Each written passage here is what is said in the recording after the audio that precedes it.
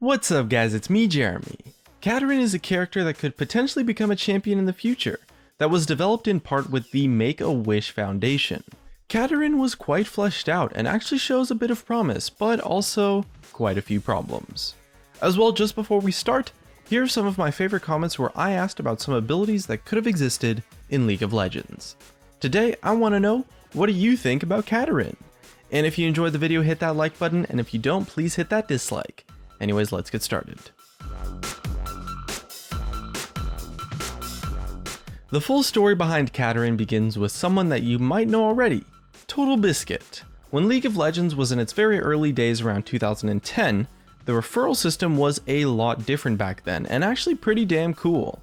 It included things like getting some piece of content named after you at 1,000 referrals, unlocking all past, present, and future content permanently at 5,000 referrals, and at 10,000 you were to be given an all-expenses-paid trip to Riot Games to develop and design a champion. And Total Biscuit, being the legend that he is among the YouTube community, hit that 10,000 referral mark by making some beginner-friendly League of Legends videos that got a boatload of views at the time. So he was given the Total Biscuit of Rejuvenation as an item, has everything unlocked on his account, but as for the trip to Riot to design a champion, he actually decided to gift that prize to the Make-A-Wish Foundation in hopes that it might make someone happy. And if you ask me, that's a pretty cool thing to do. Total Biscuit's been a huge inspiration for myself and other YouTubers, so I gotta give him some props for sure. And the Make-A-Wish Foundation would go on to give this gift to a young man by the name of Samuel, who was flown to Riot and worked with the design team on making a champion.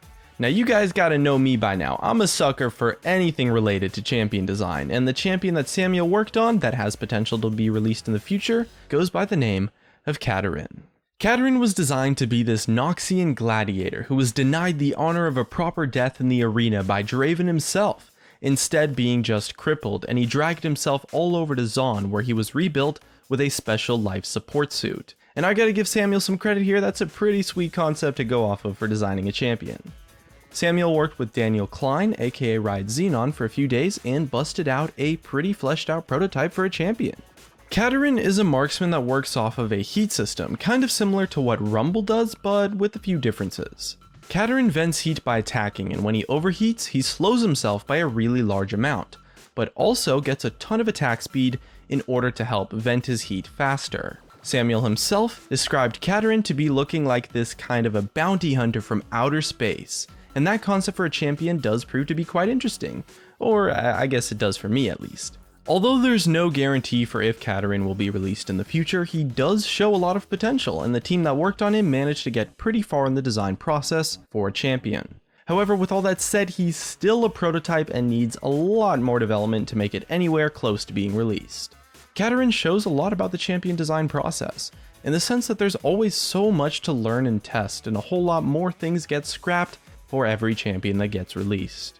A vast majority of champions never make it anywhere close to being released and just get stuck with some problem or some aspect that makes them fail as a champion. However, in that process of learning and adapting champions, there's as many things that get cancelled as there are things that make the writers think, hey, you know what, that's pretty cool, or, you know, hey, that idea works really well. Because the thing is that almost every champion that does get some time devoted to it, no matter how big or how small, has some level of potential to them.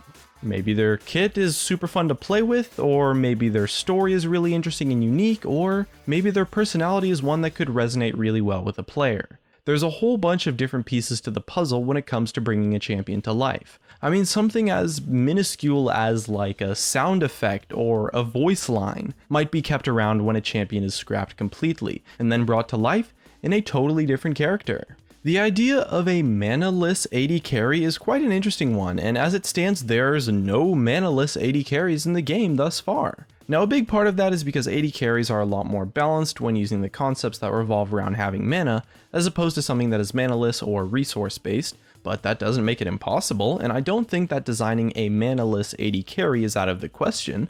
I mean, sure, mana tends to be a lot easier to work with and a bit more balanced in terms of a champion's kit, but having no mana is a really awesome concept that's given us some pretty damn cool champions that just tend to be balanced a lot differently compared to the mana ones, since they come with, you know, different costs, benefits, and especially different trade-offs. With that said, I'd personally love to see a manaless AD carry in the future, and that idea is one that is pretty cool, could be fun, and most importantly is unique. The fact that it's unique is great, because it means that it would add a character into the game that has a lot of upside to them, benefits, in a sense that they add some element of gameplay to League of Legends that wasn't there before. Riot loves unique champions for that reason. In fact, it's probably the most important thing to them that they try to accomplish when releasing new champions. And by being a manaless AD carry, KADARIN accomplishes that quite well in fact. Daniel Klein is quoted for saying that just around last week or so, he pitched one of KADARIN's abilities for becoming a part of a completely different champion. And although most prototypes get long forgotten, it's likely that KADARIN will receive a little bit more attention than most of the other failed prototypes, simply because of the event and the publicity and hype surrounding it.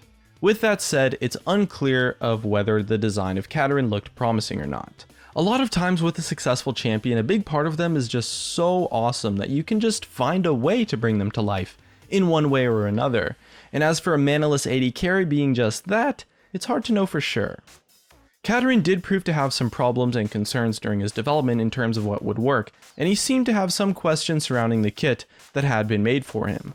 Although Riot isn't clear on what exactly those problems were, Daniel Klein mentioned how he learned a lot about what will not work on a manaless AD carry, which implies that a lot of what they tried will not work in KADARIN's kit, or at least with the concept of KADARIN that they presented.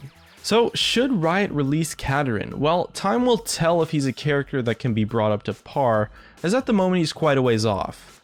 It's quite unlikely that he will be released, to be fair, but it's not impossible, and I think he's a cool character.